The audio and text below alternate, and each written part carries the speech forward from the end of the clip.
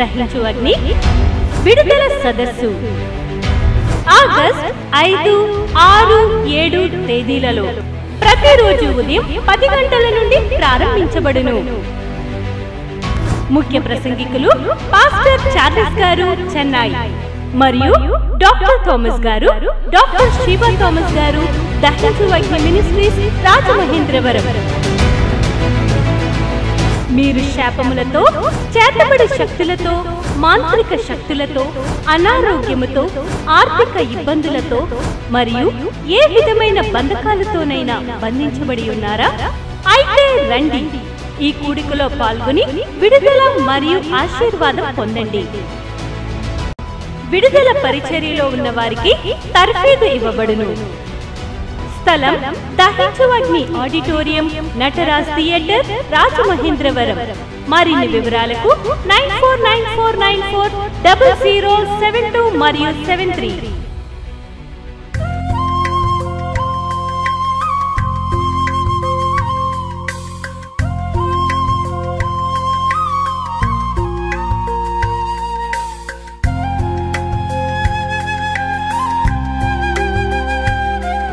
యేసు నామములో అందరికీ వందనాలు. కొన్ని నిమిషాలు మనం దేవుని వాక్యాన్ని నేర్చుకుందాం. మనము 62వ కీర్తన చదువుకున్నాం దేవుని బిడ్డలారా.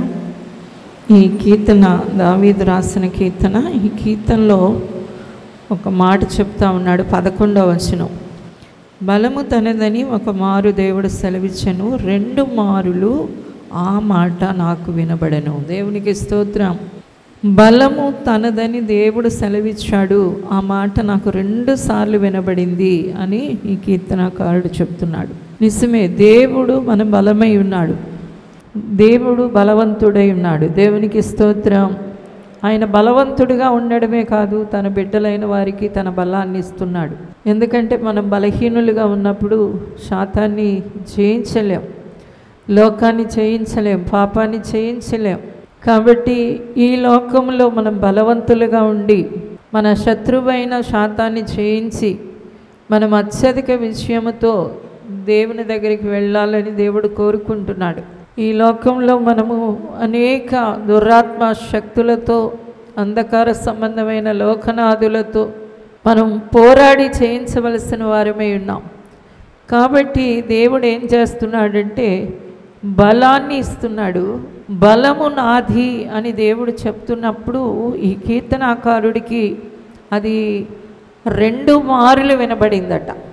ఈ బలము అనే మాట ఎన్నిసార్లు వినబడింది? 2 సార్లు వినబడింది.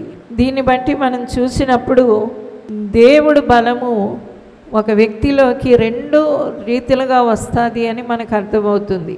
దేవుని బిడ్డలారా, మనం మానసికంగా బలవంతులుగా ఉండాలి, ఆత్మీయంగా బలవంతులుగా ఉండాలి, శరీర రీతిగా కూడా మనం బలవంతులమై ఉండాలి. మనము గొప్ప బలము గలవారిగా ఉండాలి అంటే దేవుడు బలం మనకి 2 రీతులుగా అనుగ్రహించబడుతుంది. అందుకనే చూడండి, 2వ తిమోతి పత్రిక 2వ అధ్యాయం 1వ వచనాన్ని చూద్దాం.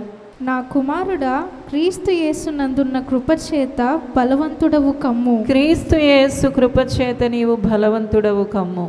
తిమోతికి అపొస్తలుడైన పౌలు చెప్తున్నాడు, దేవుని కృప నీ మీదకి వస్తుంది, దానివల్ల నువ్వు బలమైన వ్యక్తిగా మార్చబడగలుగుతావు, బలమైన వ్యక్తిగా నువ్వు ఉండగలుగుతావు. దేవుని కృప మన మీద ఉండాలి. దేవుని కృప అంటే మీ అందరికీ తెలుసు దేవుని బిడ్డలారా, మనం ఉచితముగా దేవుని నుండి మనం సమస్తాన్ని పొందుకుంటున్నాం. ఏ షరతులు లేకుండా, ఏ నిబంధన లేకుండా ఉచితంగా దేవుడు మానవులందరికీ కూడా కృపనిస్తున్నాడు. ఆ కృపలో మనం ఈ రోజున రక్షణ పొందాం. అంతేకాదు ఆయన పరిపూర్ణతలోండి కృప వెంబడి కృపను మనకి ఇస్తూ ఉన్నాడు. అందుకనే దేవుని నుండి అన్నిటినీ మనం ఉచితంగా, ధారాళంగా, సమృద్ధిగా పొందగలుగుతున్నాం. దేవునికి స్తోత్రం, హల్లెలూయా. అన్నిటినీ పొందే ఆ దేవుని కృపే మనల్ని బలవంతులుగా నిలబెడుతుంది. ప్రతిదీ దేవునిలో నుండే మనకు వస్తుంది, ఉచితంగా వస్తుంది. ఆ ఉచితంగా వచ్చే దేవుని కృప వలన మనం బలవంతులుగా జీవించగలుగుతున్నాం. హల్లెలూయా. కాబట్టి మనము దేవుని నుండి సమస్తాన్ని పొందుకున్నాము. అని గుర్తించే వాళ్ళగా మొట్టమొదటిగా ఉండాలి. మనకి రక్షణ ఎలా వచ్చింది? పరిశుద్ధాత్ముడు ఎలా మనలోకి వచ్చాడు? ఈ రోజున దేవుని వాక్యం మనలోకి ఎలా వస్తుంది? దేవుని సాన్నిధ్యం మనలోనికి ఎలా వస్తుంది? ఇవన్నీ కూడా మనం ఈరోజు సమాధానాన్ని, సంతోషాన్ని ఎలాగ కలిగి ఉన్నాం, ఇవన్నీ కూడా దేవుడు ద్వారా మనకు అనుగ్రహింపబడ్డాయి. ఉచితముగా మనం నీతిమంతులమయ్యామని పరిశుద్ధ గ్రంథం సెలవిస్తూ ఉంది. దేవుని నీతి ఉచితంగా దేవుడు తన బిడ్డలైన వారికి ఇచ్చేశాడు. ఆయన రక్తం చేత మనం కడగబడడం కూడా ఉచితమే. ఆయన్ని ప్రభువా నన్ను నీ రక్తంతో కడగండి అనే వాళ్ళందరి మీద ఆయన రక్తం పోయబడతా ఉంది. అన్నీ ఉచితంగా. దేని కొరకు మనము యేసయ్య వైపు చూసామో అవన్నీ కూడా మనం పొందుకుంటూనే ఉన్నాం. హల్లెలూయా. అన్నీ కూడా పొందుకుంటున్నాం. క్షమాపణ పొందుకున్నాం, రక్షణ పొందుకున్నాం, దీవెనలు పొందుకుంటున్నాం. అన్నీ దేవుని ద్వారా పొందుకోవడం ఒకటే కాదు, కానీ ఆ పొందుకున్నవి కాపాడుకోవడమే కృపలో ఉన్న లక్షణం. దేవునికి స్తోత్రం. హల్లెలూయా. అన్నీ దేవుడు ఉచితంగా ఇచ్చాడు. ఆయన ఆత్మని మనకిచ్చాడు, ఆయన నీతిని మనకిచ్చాడు, ఆయన పరిశుద్ధతను మనకిచ్చాడు, ఆయన జీవాన్ని మనకిచ్చాడు. అన్నిటినీ తీసుకుంటున్న మనము వాటిని ఎక్కడా కూడా పోకుండా కాపాడుకోవాలి. కృప వల్ల మనం ఏమయ్యామంటే ఈ రోజున బలవంతులమయ్యాం. దేవుడు ఆయన మనకి బలాన్ని కూడా ఉచితంగానే అనుగ్రహించాడు. దేవునికి స్తోత్రం. కాబట్టి ఒక రీతిగా మనలోకి బలం ఎలా వచ్చింది అంటే అది దేవుని కృపై ఉంది. హల్లెలూయా. తరువాత చూడండి, 2 మారులు అతనికి వినబడిందట ఆ స్వరం. ఎఫెసీ పత్రిక 6వ అధ్యాయం 10వ వచనాన్ని చూద్దాం. తుదకు ప్రభు యొక్క మహాశక్తిని బట్టి ఆయన యందు బలవంతులై ఉండుడి. హల్లెలూయా. ఇక్కడ చెప్తున్నాడు తిమోతికి అపోస్తలుడైన పౌలు, అదే అపోస్తలుడైన పౌలు తిమోతి సంఘానికి, తిమోతి పాస్టర్కి రాసినప్పుడు నీవు కృపలో బలవంతుడు అవుతున్నావు, దేవుని కృప చేత నువ్వు బలవంతుడవు కమ్ము అని చెప్పి ఇక్కడ అదే పౌలు ఎఫెసీ పత్రికలో రాస్తున్నాడు. క్రీస్తు యేసు మహాశక్తిని బట్టి నీవేమవుతున్నావు? బలవంతుడవై ఉన్నావు. దేవునికి స్తోత్రం. చూసారా, దేవుని బలం ఒక వ్యక్తికి ఎలాగ అనుగ్రహించబడుతుంది అంటే మొదట కృప ద్వారా అనుగ్రహించబడుతుంది, రెండోది ప్రభు యొక్క మహాశక్తి వలన అనుగ్రహించబడుతుంది. ప్రభు యొక్క మహాశక్తిని బట్టి కూడా బలం అనుగ్రహించబడుతూ ఉంది. కాబట్టి ఈ 2 మాటలు ఎవరు చెబుతున్నారు అంటే అపోస్తలుడైన పౌలులో ఉండి పరిశుద్ధాత్ముడు మనకి తెలియజేస్తున్న సత్యం ఇది. దేవునికి స్తోత్రం. కాబట్టి నీవు కృపను బట్టి బలవంతులుగా ఉండాలి. అంతేకాదు శక్తిని పొంది, ప్రభు యొక్క మహాశక్తిని పొంది బలవంతులై ఉండాలి. అందుకనే దేవుడు బలము తనదని దేవుడు సెలవిచ్చినప్పుడు ఆ మాట దావీదికి ఎలా వినబడిందట? 2 మారులుగా వినబడిందట. బలం బలం అనే మాట వినబడింది. ఈ రోజున దేవుని బిడ్డను శాతాన్ని చేయించే బలమైన వ్యక్తిగా నిలబడాలి. శాతాను యొక్క ఆ శక్తులను మనము ఎన్ని రీతులుగా పోరాడాలో ఈ ఎఫెసీ పత్రిక 6వ అధ్యాయం 12వ వచనం చదవండి. ఏలయనగా మనము పోరాడునది శరీరులతో కాదు గాని ప్రధానులతోనూ అధికారులతోనూ ప్రస్తుత అంధకార సంబంధులకు లోకనాథులతోనూ ఆకాశ మండలమందున్న దురాత్మల సమూహములతోనూ పోరాడుచున్నాము. ఇంత పెద్ద పోరాటం నీకుంది, చాలా పెద్ద పోరాటం ఉంది. నీవు పోరాడవలసింది చాలా ఉంది. కాబట్టి నీకు బలం కావాలి. నీవు దేవుని కృపలో బలాన్ని పొందుకోవాలి, దేవుని శక్తి ద్వారా బలాన్ని పొందుకోవాలి. అప్పుడు ఏం చేయగలుగుతామంటే నీ పోరాటం శరీరులతో కాదు కానీ ప్రధానులతో పోరాడాలి, అధికారులతో పోరాడాలి, ప్రస్తుత అంధకార సంబంధమగు లోకనాథులతో పోరాడాలి, ఆకాశ మండలమందున్న దురాత్మల సమూహాలతో పోరాడాలి. ఈ రోజున మనుష్యుల్లో ఉండి శాతాను భయంకరమైన రీతిలో దేవుని బిడ్డలైన వారితో పోరాడుతున్నాడు. శాతాను, దెయ్యాలు ఆకాశ మండలమందున దురాత్మల సమూహాలతోనే పోరాడడం కాదు, కానీ దేవుని బిడ్డలారా, ఈ లోకంలో మనుషులలో ఉండి కూడా వాడు ఏం చేస్తున్నాడు అంటే దేవుని బిడ్డలతో పోరాడుతున్నాడు. దేవుని బిడ్డలతో పోరాడుతున్నాడు. దానిలో మనం ఏం చేయాలి అంటే విజయాన్ని పొందాలి. దేవునికి స్తోత్రం, హల్లెలూయా. దానిలో విజయాన్ని పొందాలి. మా చిన్న వయసులో మా బంధువులందరూ కూడా యేసుక్రీస్తు ప్రభుని వదిలేయమని మా అమ్మగారిని చాలా ఫోర్స్ చేసేవారు. ఎందుకంటే నీ భర్త గారికి ఇష్టం లేదు, ఇన్ని దెబ్బలు కొడుతున్నారు, నేను ఇంతగా దూషిస్తున్నారు, ఇంతగా తిడుతున్నారు, ఇంతగా నేను కొట్టబడుతున్నావు, కాబట్టి యేసు ప్రభుని వదిలే చాలా ఒత్తిడి తీసుకొచ్చేవారు. కానీ మా అమ్మగారు పోరాడి జయించారు. దేవునికి స్తోత్రం. అందరూ ఓడిపోయారు, కానీ మా అమ్మే గెలిచింది. చివరికి ఆమె అద్భుతంగా దేవుని దగ్గరికి చేర్చబడ్డారు. ఈ లోకంలో అద్భుతమైన ఒక దైవ బిడ్డగా జీవించింది, అద్భుతమైన ఒక సేవకురాలుగా జీవించింది. అంతేకాదు మా ఇంటిలో ఉన్న మా 5గురిని ఆమె సేవకులుగా తయారు చేసింది. ఇంత బలం ఆవిడికి ఎలా వచ్చింది అంటే అది దేవుని కృప. దేవునికి స్తోత్రం, దేవుని యొక్క శక్తి. ఈ రోజున దేవుని బిడ్డలారా, దేవుని కృపలో మనం బలవంతులుగా ఉండాలి, దేవుని శక్తిని పొంది బలవంతులుగా ఉండాలి. ఆ బలం ద్వారా మనము ఈ లోకములో ఉన్న ఆకాశ మండలమందున్న దురాత్మల సమూహాలనే కాదు, కానీ ఈ లోకంలో మనుషుల్లో ఉండి మనకి విరోధంగా చేసే పోరాటాలలో కూడా మనం ఏం చేయాలి? విజయాన్ని పొందాలి. దేవునికి స్తోత్రం, హల్లెలూయా. నిన్ను హేళన చేసేవాళ్ళు, నిన్ను దూషించేవాళ్ళు, నీ గురించి చాటుమాటున మాట్లాడేవారు, నీ పేరు చెడ్డ చేసేవారు, నీవు ఈ భక్తి మార్గంలో నడవకుండా ఆటంకపరిచేవారు, అనేక రకాలైన మనుష్యులు ఈ లోకంలో ఉన్నారు.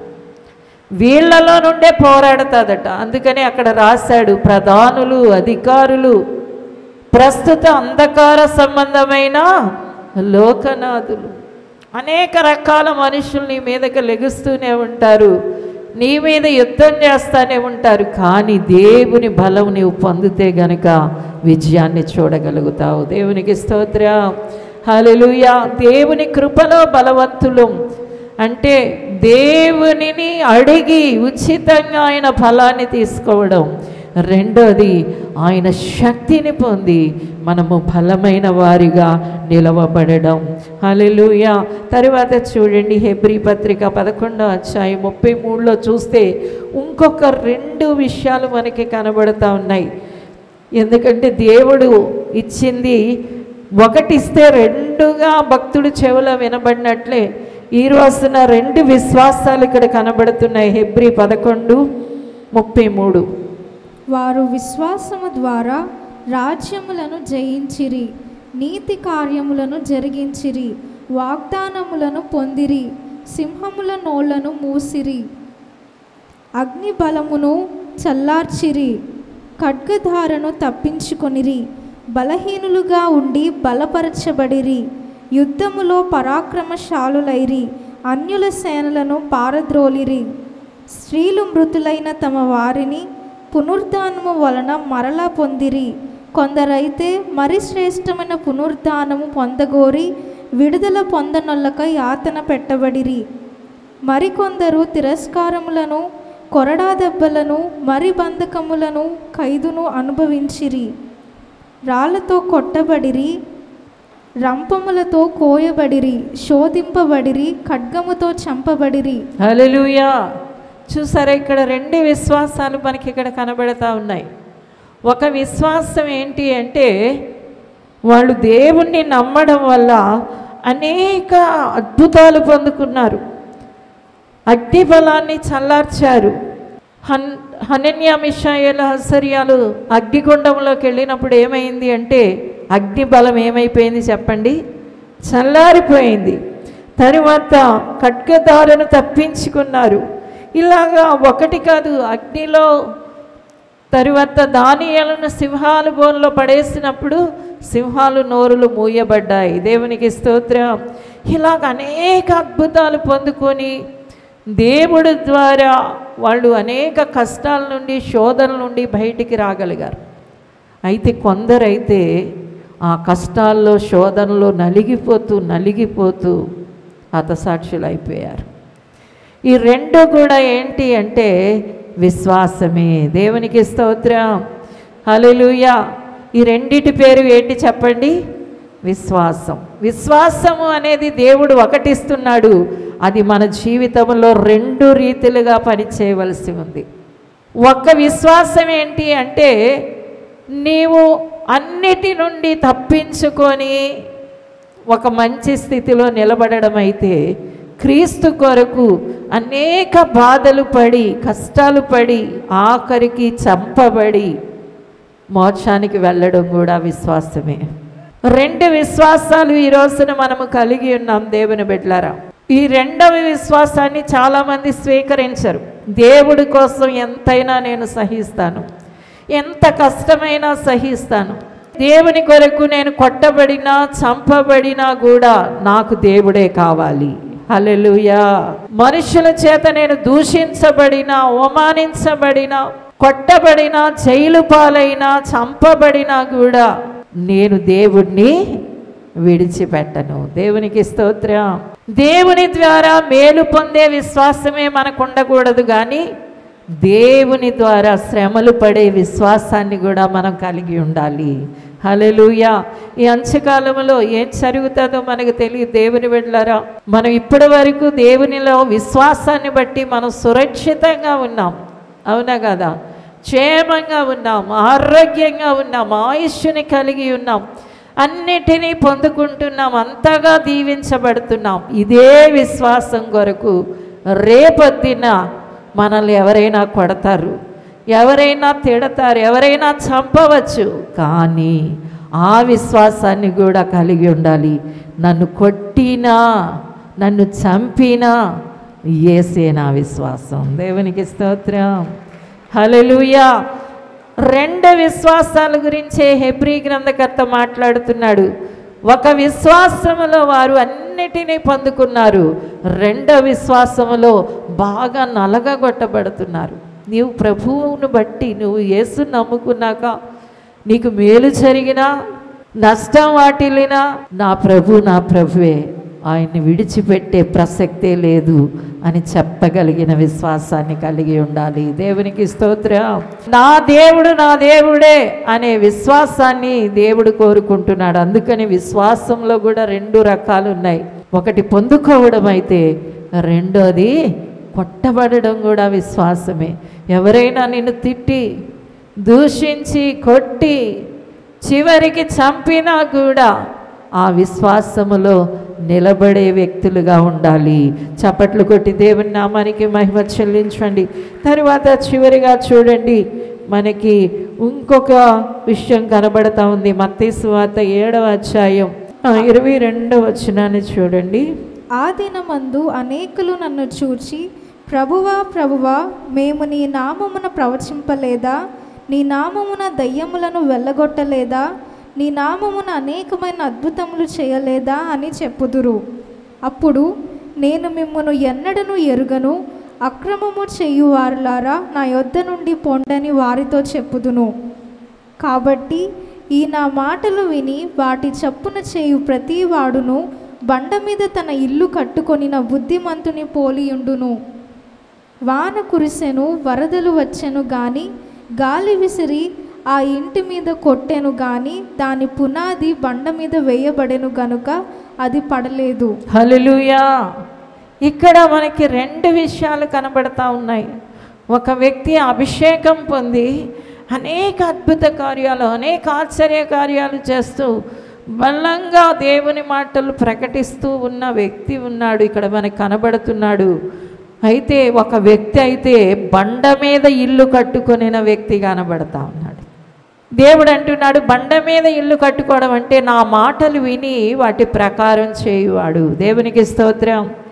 అంటే ఈ రోజున మనిషికి ఏం కావాలి చెప్పండి? రెండు విశ్వాసాలు కావాలి, రెండు బలాలు కావాలి, రెండు క్రియలు కావాలి. ఏం కావాలి? రెండు బలాలు. 2 విశ్వాసాలు కావాలి. మూడవదిగా 2 క్రియలు కావాలి. ఉట్టి అభిషేకం నీకు వస్తే సరిపోతుంది అనుకుంటే నీవు అనేక గొప్ప కార్యాలు చేయగలుగుతావు, కానీ చివరికి ఏమైపోతుందంటే నీ ఇల్లు పడిపోతుంది అంటున్నాడు దేవుడు. అది కాదు, నీవు అభిషేకం ఒక్కటే కాదు నీకు కావాల్సింది, రెండోది నా మాటలు విని వాటి ప్రకారం నువ్వు చేయవలసి ఉంది అంటున్నాడు. దేవుని మాటలు విని ఏం చేయాలట? వాటి ప్రకారం నడుచుకోవాలి. ఈ రోజున అభిషేకం పొంది అనేక అద్భుతాలు, అనేక ఆశ్చర్యకార్యాలు చేస్తున్నారు, అనేక మాటలు ప్రవచిస్తున్నారు, కానీ అదొక్కటే సరిపోలేదు. కానీ నీ వాక్యాన్ని విని ఆ ప్రకారం నడుచుకోవాలి. దేవునికి స్తోత్రం. అన్నీ దేవుడు 2 పెట్టాడు. బలము 2 రీతులుగా నీలోకి రావాలి. బలాన్ని దేవుడు ఎన్ని రీతులుగా కావాలంటున్నాడు? 2 రీతులైన బలాన్ని నువ్వు పొందుకోవాలి. కృప ద్వారా బలాన్ని పొందుకోవాలి, శక్తి ద్వారా బలాన్ని పొందుకోవాలి. విశ్వాసం 2 రీతులుగా ఉండాలి. అదేంటి అంటే విశ్వాసం ద్వారా అన్నీ పొందుకోవడం, అదే విశ్వాసం ద్వారా అన్నీ పోగొట్టుకోవలసి వచ్చినప్పుడు కూడా ఆ విశ్వాసంలోనే స్థిరంగా ఉండాలి. దేవునికి స్తోత్రం.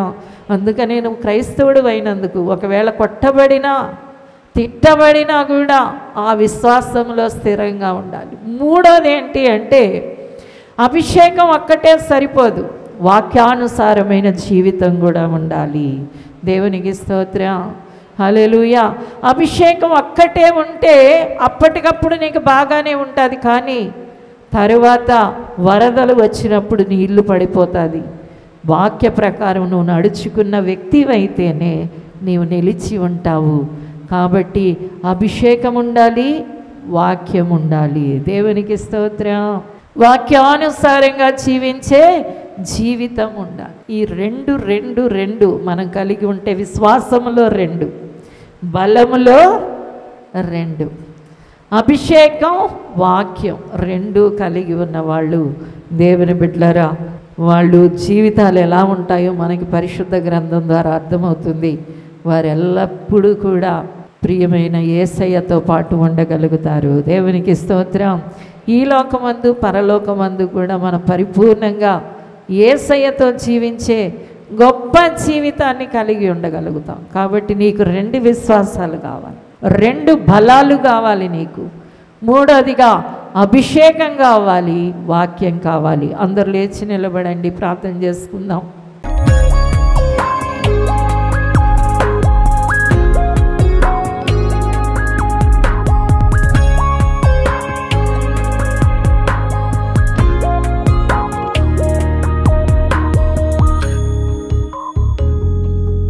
పరిశుద్ధుడానికి వందనాలు చెల్లిస్తున్నాం అయ్యా. నీ బిడ్డలు 2టితో నింపబడుదురుగాక అయ్యా. 2 బలాలు కలిగి ఉందురుగాక, 2 బలాలు కలిగి ఉందురుగాక, 2 విశ్వాసాలు యేసునామములో కలిగి ఉందురుగాక. అభిషేకం వాక్యాన్ని పరిపూర్ణంగా యేసునామములో కలిగి ఉందురుగాక. ఆశీర్వదించండి నాయన, నీ ఆత్మచేత నడిపించండి ప్రభా, నీ కృప చేత ఆవరించండి. నీకు ప్రియమైన బిడ్డలుగా జీవించుదురుగాక. యేసునామమున అడుగుచున్నాము తండ్రి, ఆమేన్, ఆమేన్. అందరూ గట్టిగా చప్పట్లు కొట్టి స్తోత్రం చెల్లించుదాం. రాజమహేంద్రవరంలో దహించు అగ్ని సేవకుల కూడిక జూలై 29వ తేదీన ఉదయం 10 గంటల నుండి ప్రారంభించబడును. ముఖ్య ప్రసంగికులు డాక్టర్ థామస్ గారు, దహించు అగ్ని మినిస్ట్రీస్, రాజమహేంద్రవరం. స్థలం దహించు అగ్ని ఆడిటోరియం, నటరాజ్ థియేటర్, రాజమహేంద్రవరం. మరిన్ని వివరాలకు 9494940072 మరియు 73. వరంగల్లో దహించు అగ్ని సేవకుల సదస్సు జూలై 30వ తేదీన ఉదయం 10 గంటల నుండి ప్రారంభించబడును. ముఖ్య ప్రసంగికులు డాక్టర్ థామస్ గారు, దహించు అగ్ని మినిస్ట్రీస్, రాజమహేంద్రవరం. స్థలం new Jerusalem Baptist church, circuit house, life line hospital road, Warangal. మరిన్ని వివరాలకు 9494940072 మరియు 73. రాజమహేంద్రవరంలో దహించు అగ్ని విడుదల సదస్సు ఆగస్ట్ 5, 6, 7 తేదీలలో ప్రతిరోజు ఉదయం 10 గంటల నుండి ప్రారంభించబడును. ముఖ్య ప్రసంగికులు పాస్టర్ చార్లెస్ గారు చెన్నై మరియు డాక్టర్ థామస్ గారు, డాక్టర్ శివ థామస్ గారు దహించు అగ్ని మినిస్ట్రీస్ రాజమహేంద్రవరం. మీరు శాపములతో, చేతబడి శక్తులతో, మాంత్రిక శక్తులతో, అనారోగ్యముతో, ఆర్థిక ఇబ్బందులతో మరియు ఏ విధమైన బంధకాలతోనైనా బంధించబడి ఉన్నారా? అయితే రండి, ఈ కూడికలో పాల్గొని విడుదల మరియు ఆశీర్వాదం పొందండి. విడుదల పరిచర్యలో ఉన్న వారికి తర్ఫీదు ఇవ్వబడును.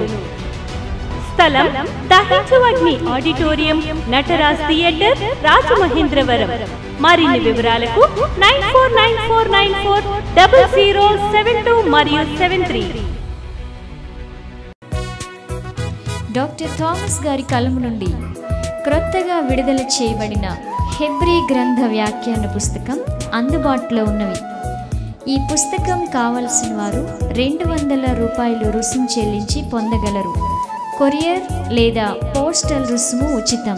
సంప్రదించుటకు మా ఫోన్ నంబర్స్ 9494940072 మరియు 9494940073. ఇది కుటుంబ ఆశీర్వాద కూడిక. ఇక్కడ మేము మా కుటుంబాలను కట్టుకున్నాం. మరి మీరు? అయితే ప్రతి శుక్రవారం రాజమహేంద్రవరంలో జరిగే ఈ కుటుంబ ఆశీర్వాద కూడికలో పాల్గొనండి. ఈ కూడిక జరుగు స్థలం దహించు అగ్ని ఆడిటోరియం, నటరాజ్ థియేటర్, రాజమహేంద్రవరం.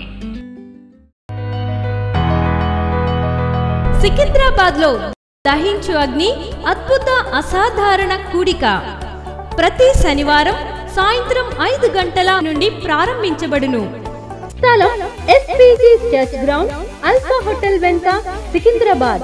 మరిన్ని వివరాలకు 9494940074 మరియు 75.